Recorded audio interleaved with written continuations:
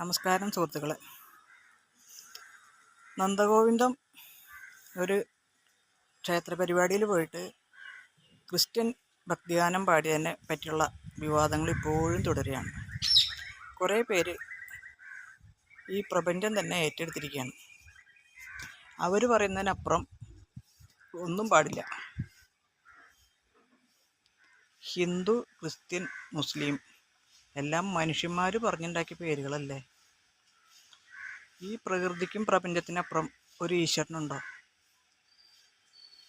ഈ ഭൂമിയിലെ വായു ശ്വസിക്കുന്നതിനും വെള്ളം കുടിക്കുന്നതിനും സൂര്യൻ്റെ ആ ഊർജം സ്വീകരിക്കുന്നതിനും ഏതെങ്കിലും ഒരു മതത്തിൻ്റെയോ ജാതിയുടെ സപ്പോർട്ട് വേണം? പിന്നെ എന്തിനാണ് ഈ പരസ്പരം പൂരുവിളിയും തളർത്താൻ നോക്കലും ചെളിവാരിയെറിയലും? എന്തിന്? ഒരു മതത്തിൽ വിശ്വാസം ഉണ്ടായാൽ മാത്രമേ ഇവിടെ ജീവിക്കാൻ പറ്റുന്നുണ്ടോ?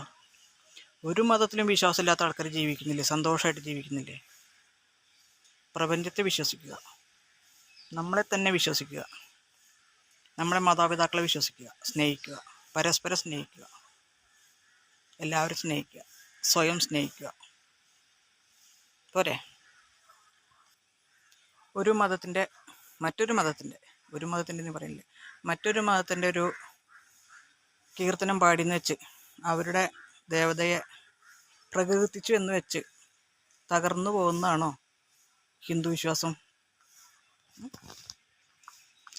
എത്രയോ ആളുകൾ ഇങ്ങനെ ഓരോ വിശ്വാസത്തിൽ തന്നെ, ഒരു മതത്തിൽ തന്നെ അടിയുറച്ച് വിശ്വസിച്ചിട്ട് ചിലപ്പോൾ അവർക്ക് വല്ലാത്ത കഷ്ടപ്പാടുകൾ, രോഗദുരിതങ്ങളൊക്കെ വരുമ്പോൾ മറ്റൊരു മതത്തിലെ പ്രാർത്ഥിച്ച് ഫലം കണ്ട് മാറിപ്പോകുന്നവരുണ്ട്.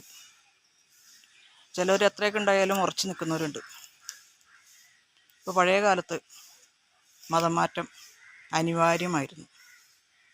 കാരണം താഴ്ന്ന ജാതി എന്ന ഒരു വിഭാഗം പറയുന്ന ആൾക്കാർക്ക് വഴി നടക്കാനും ഉടുതുണി ധരിക്കാനും വിദ്യാഭ്യാസം നേടാനും ക്രിസ്ത്യൻ മതത്തിലേക്ക് കയറണമായിരുന്നു.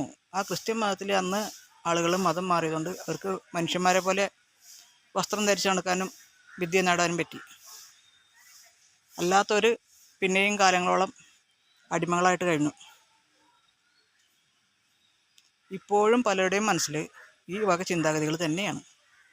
അടിമയായിട്ട് കഴിഞ്ഞവർ അടിമയായിട്ട് തന്നെ കഴിയണം. ഇവർ വലിയ തമ്പുരാക്കന്മാരായിട്ടിരിക്കണം. അതാണ് വേടം പറഞ്ഞ വരികൾ. ഞാൻ പാണനല്ല, പറയനല്ല, പുലയനല്ല, നീ തമ്പുരാനും അല്ല ആണെങ്കിൽ എനിക്കൊരു